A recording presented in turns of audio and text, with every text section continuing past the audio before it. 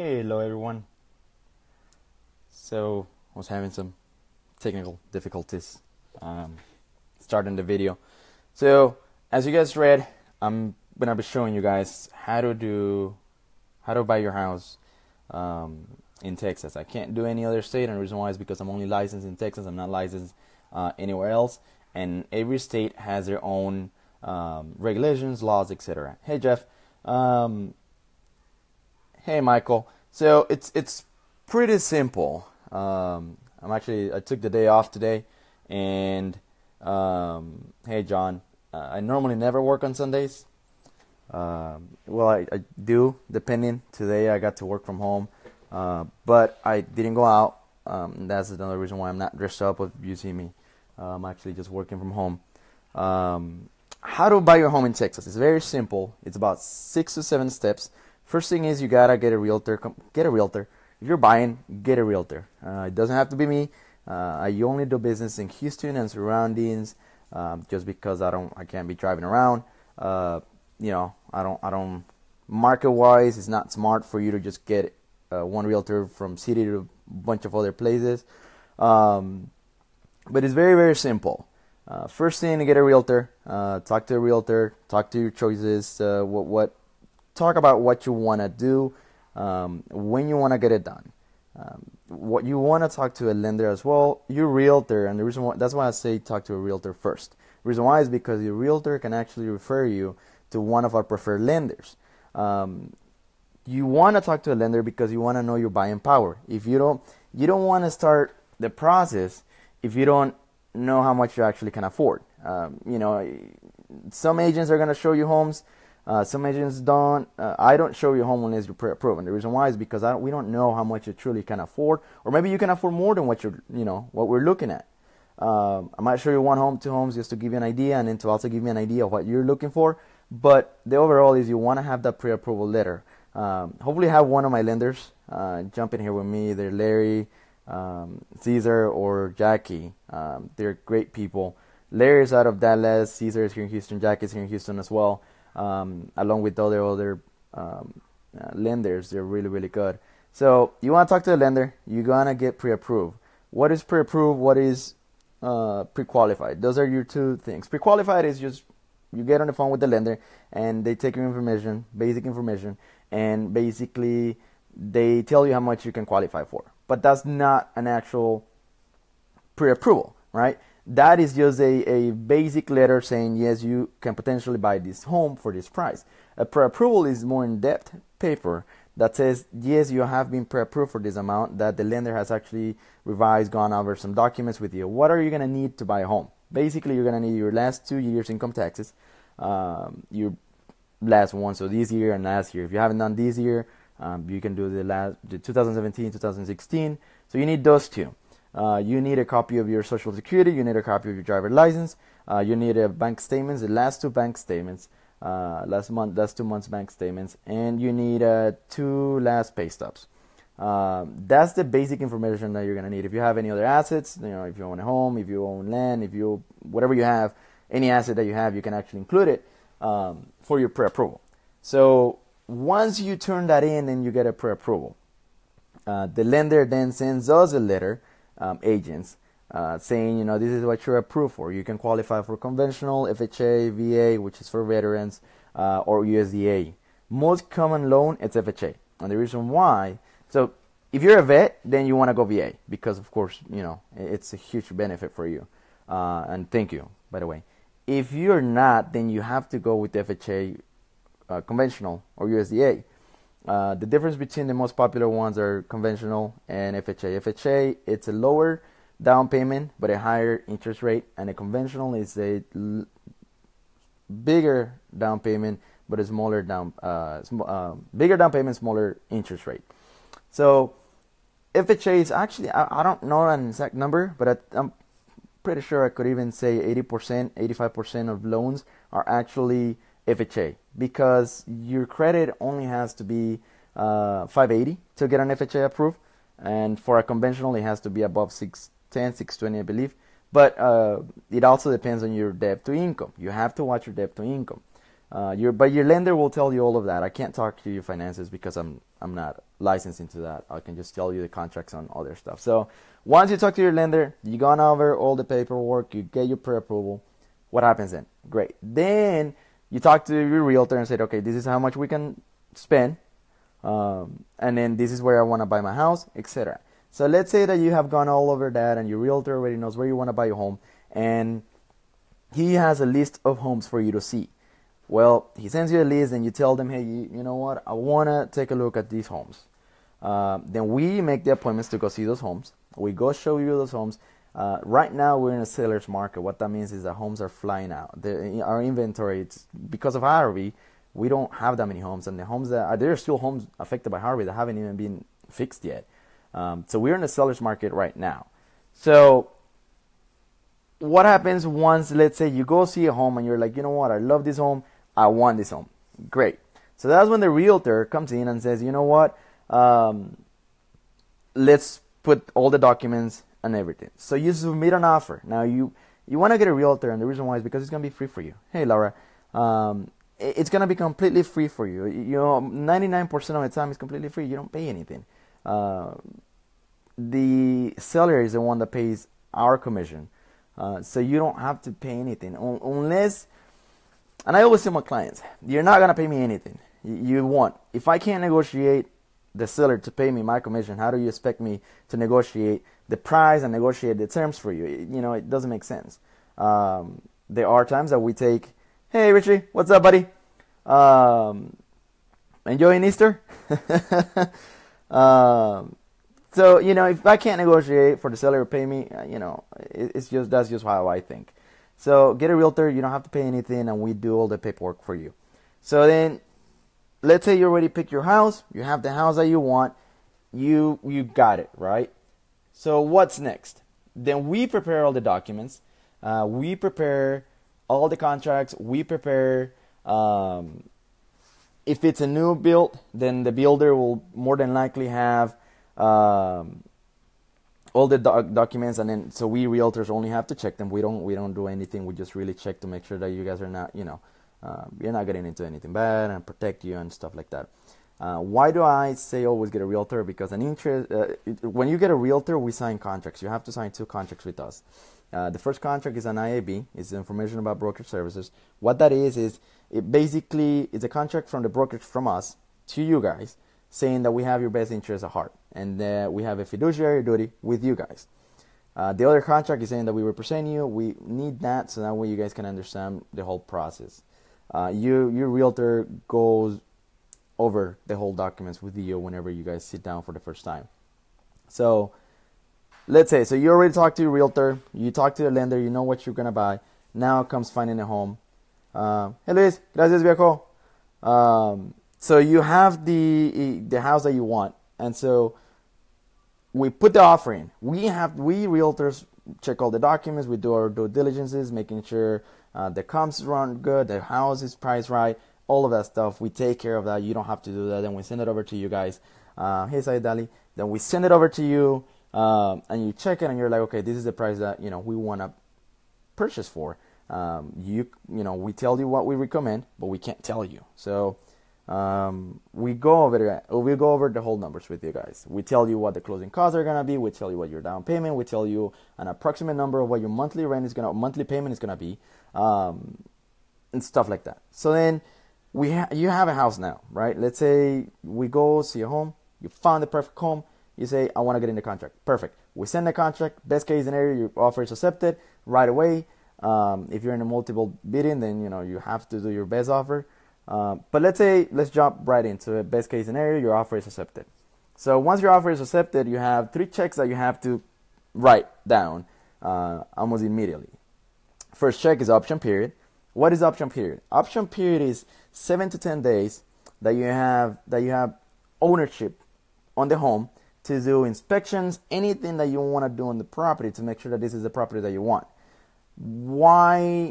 How do you get into option period? You send the check to the owner of the property and their name for 100, 150, 250, depending on the value of the home.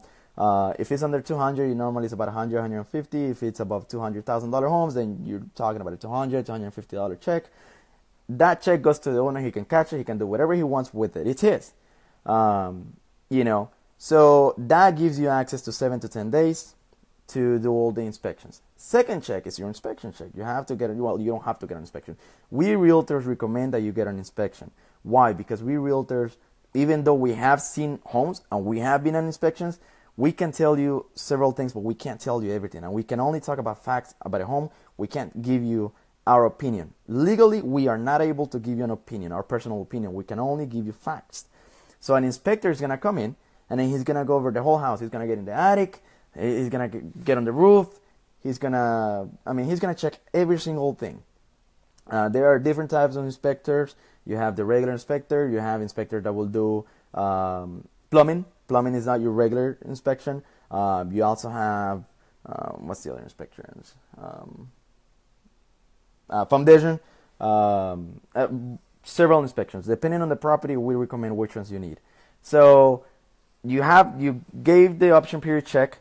That's one. Then you have your inspection check and your third check, which should be the first one or second. It doesn't matter. But these are, I always tell my clients, you have to be ready to do 3 checks. Earnest money. What is earnest money? Earnest money, or escrow, it's a check that is 1% of the value of the property. That's mostly. Normally it's 1%. So in this case, let's say the house is $200,000. So you're going to write a check for $2,000 in the name of a title home that you guys are going to close. Normally, I choose Texas American Title. That's a good title home for me. They're really good. They're very fast. They're in Galleria. They're local. They're awesome. There are other many title homes that are great, amazing. So the check goes to their name. The check goes, you have to deliver by law in Texas. You have to deliver within 72 hours of your contract being accepted and signed, which is an executed contract. What's an executed contract is that your offer got accepted, the seller signed it, you signed it, and then you have it back, your agent has it back, and then you have an executed contract, and then you have 72 hours to drop off that check into title. I either go pick it up from your hands, or your realtor goes pick it up from your hands, and then we take it to title, but it has to be within 72 hours. If it's not within 72 hours, then you as a buyer are in default, and you can get sued. Normally your contract just is not valid anymore. Anyhow, so those are the 3 checks that you have to deliver. Option, to do all your due diligences, making sure that this is the home that you want. Inspection, which normally depends on the square footage of the home. Typically it's about $250, $350, $450. And then earnest money. Your earnest money stays in title until you close. So let's say what happens now, right? You are in option period. You have your 7 days. Hey, Jeff. Jeff is a lender, by the way. He is awesome. Dude is really, really good. He's with the AMI lending. Really, really good company. So what happens on option? You do your inspection. Worst case scenario, you found something that needs to be fixed. So what happens is then we go back to the seller and then we say, you know what, all these things have to be fixed. Here's a report. This is what happens. What happens if they don't accept it and they say, you know, we're not going to fix it?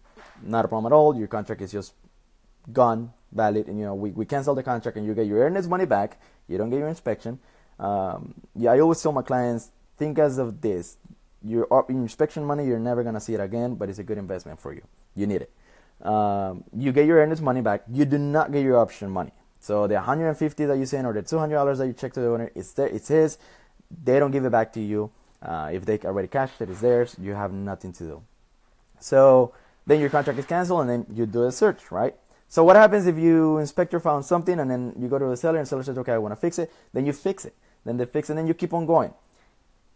But let's say that in another case, let's say that the inspector also found something and you as a buyer are not sure whether you want to buy it. Well, your option period allows you to cancel the contract during that time without a penalty of losing your earnest money. If you don't cancel that contract, or if your realtor does not send that letter of cancellation before your option period is over, you lose your earnest money. It can just be 1 minute late, and title does not have to release the money to you. They'll release it to seller.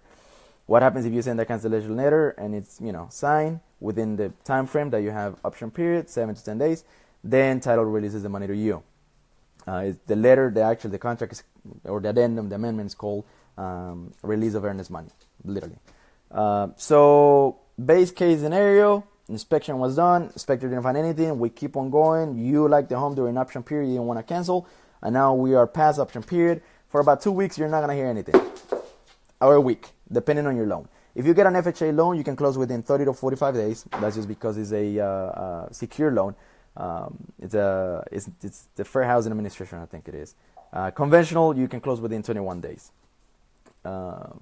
So you go to closing. What happens at closing? At closing, you have to have your down payment, whichever loan you did or whatever down payment you agreed on. That's your down payment. You get your earnest money back there, and you also get your option money back there.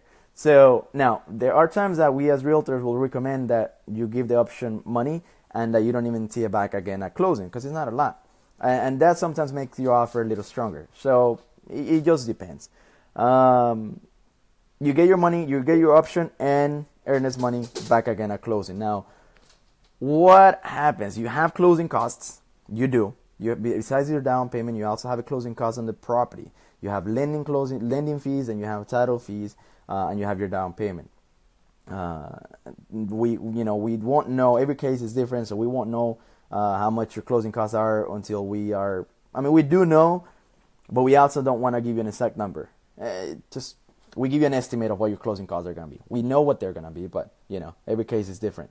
There are a lot of contracts within the whole process, because you can have HOA addendums, you can have MUD addendums, you can have T47, which is if the property already has a survey, then the seller just has to go to a notary and get a T47, which saying that he certifies that he hasn't done any structural changes to the property. There are a lot of contracts, a lot of them, that a realtor will save you a headache. You don't have to do it. So what happens at the event that, your option period is over and now you want to cancel the contract? It's easy. What happens is that you lose your earnest money. Okay. One of our main concerns as realtors is to protect your money. So before that, we would advise you, once the option period is ending, we would advise you, hey, if you guys have, second thoughts, whatever it is, we're an option. We can get your money back right now. If you guys let this time pass, no, I'm not gonna play. Sorry, my dog wants to play. Say hi. No, you're not gonna say hi. I don't want to play. He brought me a ball. He wants to play. Sorry. So, if you do it after option, you just lose your earnest money. If it's not a lot of money for you, then you can just do it. What happens after option period? Then it's time for the lender to send their appraiser to come to the property. If the property does not appraise at the value that you're buying it, then either the seller has to take the cut or you guys meet in the middle. It happens sometimes. You can fight an appraiser. Sometimes it's very hard to win, but I've seen realtors that win, so you can't fight it. A survey is basically just what is a property. You pay for it as a buyer or the seller already has one. It's just part of negotiation. On the contract, we put every single thing about it, whether who pays for it, when. When you get in a contract with the property, you also get a seller's disclosure. You have to get a seller's disclosure. Even if the property is a flip, you have to get a seller's disclosure. It's a misunderstanding sometimes that, and I've seen it, realtors are like, well, my client is not here. He has never lived in the property. He's an investor. He doesn't have to furnish a seller's disclosure. Yes, he does have to. Seller's disclosure is basically disclosing every single thing about the property that he knows to the best of his knowledge.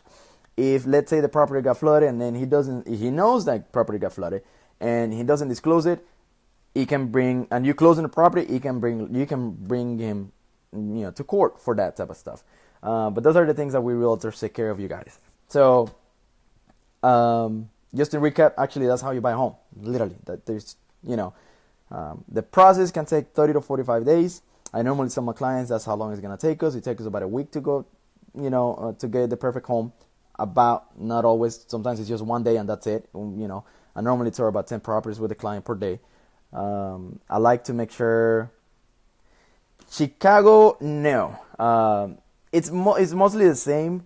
I have buddies over there, but the problem, I can't. I don't know how to do it. I've talked to several of my friends in Chicago, but it just depends on. Some of them, I think Chicago doesn't have option period. So no, I don't know. I wish I did. I'm thinking of getting my license in 2 other states just because my brokerage allows me to do business in every state. And we're in 50 states, so I'm thinking of getting my license in 2 other states. But then again, it probably just be for investment, not because I don't want to represent someone. You want someone that knows the market. So no, Jose, but I can recommend you someone, buddy. I got a couple of buddies over there that'll definitely be happy to help you out. So that's. Thank you, Kelly. Thank you for sharing. So that's how you buy a home in Texas. Every single city in Texas. I can sell homes in Dallas. I can sell homes in San Antonio or buy Austin, all of those. Would I do it? No. I wouldn't represent you. I wouldn't represent you in out of those places. And the reason why is because I don't know the market. I don't know the areas. You want someone that is local. So I'm in Houston. I do a lot of business in Pearland. I do business in Missouri City. I do business in the South. But I'm in Houston. I actually live in the Northwest area. But you want someone local. Yeah, it might be. Yeah, in some states they actually don't have that many regulations as we do here in Texas.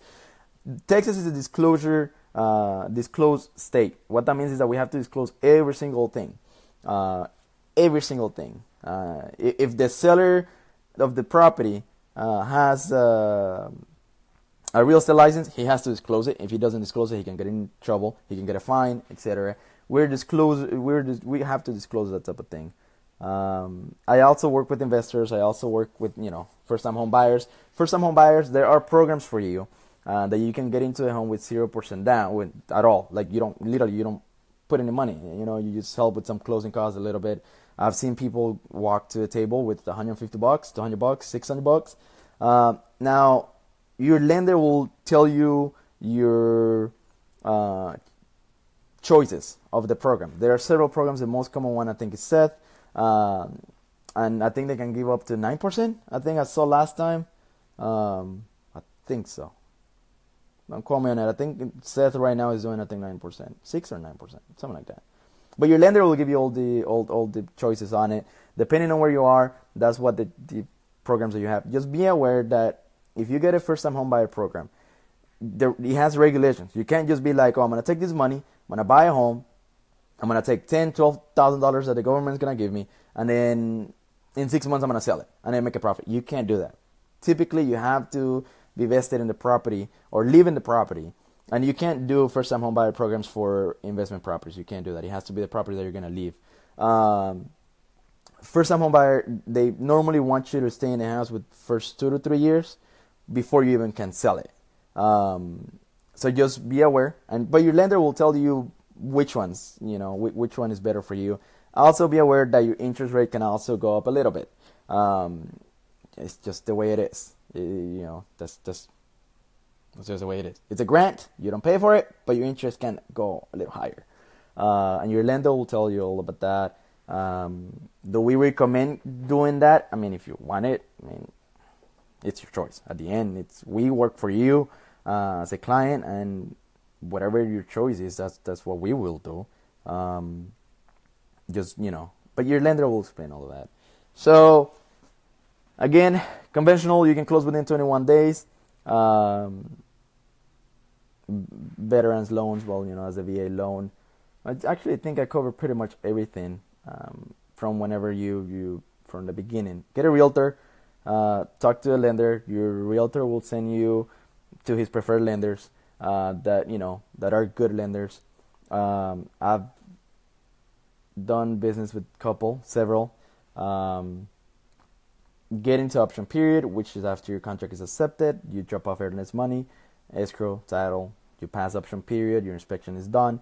Then you go to closing. This is before that. That's whenever the bank does appraiser, sends the appraiser, your lender, and that's it. That is how you buy a home in Texas. It's not that hard. It's simple. It can be stressful, very, very stressful. You can also you have to have history of the money that you have. So if you're attempting to do your down payment, if you're not using any assistance, you have to have proof of the money that you're gonna use, and you have to have it in the bank for at least 2 months. That money you can't just pull it out of bed, under the bed, and then be like, hey, this is my down payment. It's kind of fishy. Your title home. What happens on a title? What do title do? Title makes sure that there are no other liens on the property, and if there are other liens on the property, then they make sure that it's clear and that the seller is actually the seller. There are many scams going out right now, so be careful. There are many scams of people hacking on emails and asking you to send money online. Be careful. Most realtors, we never ask you to send money anywhere at all. Title home mostly never also says, hey, send money. So be careful of that as well. But your realtor will take care of that. That's it. That's how you buy a home. It's a lot of contracts. Yes, it is a lot of paperwork. It's a lot of paperwork. I just submitted an offer on a property right now for a client that we went and saw a home yesterday. And I submitted an offer, document-wise. It's about, depending on the property, if it was built before 1972, you have to have the lead-based thing addendum. So that one. So you have about, for the house itself, you sign the 1 to 4 if it's not a new home. Sí se puede. Completamente. Si compras cash, solo es de que el dinero está en el banco y que no sea, que se pueda comprobar que no es dinero ilegal. Pero sí se puede comprar cash en efectivo, sí se puede comprar. Y es más rápido porque puedes cerrar en 5 días si quieres. No hay tiempo de inspección, no tienes tiempo de... no hay ningún banco in between, so yeah, sorry for the Spanish there, guys. To the question, yes, can you buy a house cash in Houston or Texas? Yes, you can buy it. As long as you have proofs of the money not being illegal, you can buy it. What that means is that that it has been in the bank for some time, that you can prove that it came from a sale of something else, anything. As long as the money is not illegal, you can do it. So, where was I? I lost track for a second. I wonder if Caesar, or you gotta give a lot of details where money coming from. Not really. Not really. I have one client right now. I have one client right now that he sold their home in his country and he sent the money here. Actually Honduras. He has the money here, but I mean, as long as it didn't come from like out of the blue, no, they're not gonna give you such a hard time. Normally title is the one that goes over that, and if anything, they're the ones that send you an email or paperwork saying whatever they need. Title does a lot of the checking to make sure that you also are the person that is that you're the person that you say you are. At closing, all you bring is your down payment, a cashier's check, or you just bring down payment, and you bring your ID. Don't forget your ID at closing. You need your ID for closing. They need to take a picture of it, scan it, and that's it. That's how you buy a home in Texas. It's pretty easy. Again, it's just a lot of documents that we realtors do, and we're used to them, so you don't have to worry about them. I'll do a video for selling eventually later on. Dile hola, güey. Dago. Hecho, ya se me antojó prime rib. Gotta go over there. Gotta go eat with some corn. Ooh, I like that. Sorry, guys. Again, so yeah, that's how you do it. Contract-wise, we take care of it. Get a realtor. Talk to your lender. I've heard a lot of lately things about quick rock something loans. Good and bad. I'm not sure. Would I recommend them? I don't think so. I'll just go with my regular lender. Jackie Caratala is a really, really good one. You guys can message her. She's with AMCAP. Cesar Higuera is also a really good one. He's a friend of mine in Facebook. You guys can message them. Again, Jeff Emerson is also very good. He's with AMI. Princess Polido is also very, very good. She's with NRL. Trying to think. Ralph Tapia, amazing, really, really good people, really good lenders. So if you guys have any questions lending wise, they are your people. How to get a loan? Most people are gonna ask for 580 credit score and above. If you have had a bankruptcy, you can get a loan depending on how long it was. If you were affected by Harvey, you can still get 100% financing on the loan. So if you were affected by Harvey, you can message me and my lender will actually help you out. Besides that, that is everything. If you have any questions, I'll be more than happy to answer them. If not, you can send me a message, private message, or you can text me. 832-461-9585. That's my number. Yeah, just get a realtor. It's gonna make your life easier, way easier. We already know the markets as well. In a couple of months, we're gonna have a lot of houses that flooded with Harvey, and if the contractor did an amazing job, you're not gonna be able to see if the house was flooded. And again, they don't have to disclose it. I mean, they have to disclose it, but some people don't, and so we can check flood plans and stuff like that. After that, I will, brother. Thank you so much, my man. Have a good day. After that, that is it. That is how you buy a home in Texas. I hope you guys got it. It's a long process. It's a lot of stuff, but we realtors, we try to make it as easy as possible. That's it. It's pretty simple. Nothing. No. We realtors will do everything. I'm actually gonna go over the whole thing. If you have an ITIN number, yes, you can qualify as well for a loan. Message me and I will help you guys with that. I have a lender that does that. I'm trying to see if I'm forgetting something. I don't think so.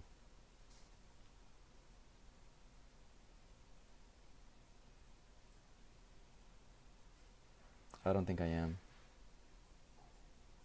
I'm just gonna go over here real quick, try to see if I am forgetting anything. But besides that, I'm done. That was it. That was everything. I'll do a video tomorrow or the day after tomorrow on how to sell. I'll also be getting messages about how to become a realtor. I'll also be doing that later. So that way you guys can also have that. Trying to see.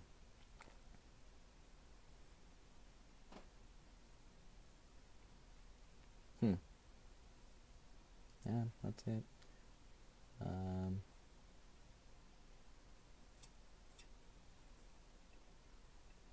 That is everything, guys. You guys have every single thing. I gave you everything. So if you guys have any questions, again, send me a message. I'll be more than happy to answer them for you. Just trying to find my notes. I have a lot of notes. Sorry. I have a lot of them.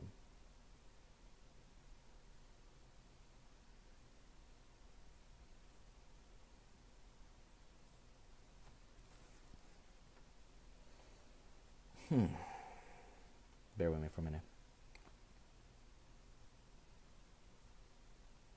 Should have had this one out from the beginning, but I totally forgot.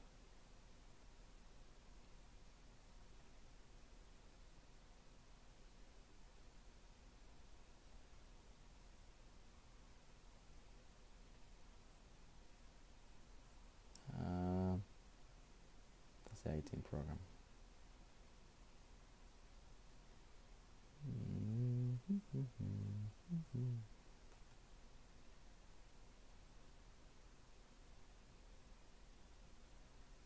I'll also do renters soon. Um,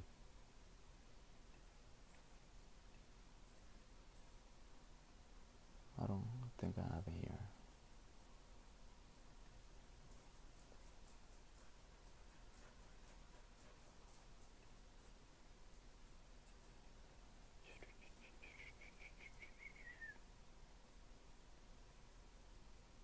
Here it is.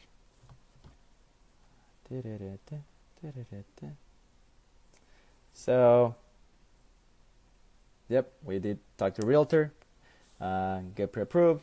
You look for houses, just made an offer, go on option period, and underwriting. Underwriting is the same thing as the time that happens after option period. It's underwriting, title, and appraiser. Everything's done by the lender, title reps, and the appraiser, and then you're closing. That's it. Well, I hope that was very informative for you guys. If you guys have any questions, again, send me a message. I'll be happy to answer them. Have a great day. Enjoy your Sunday.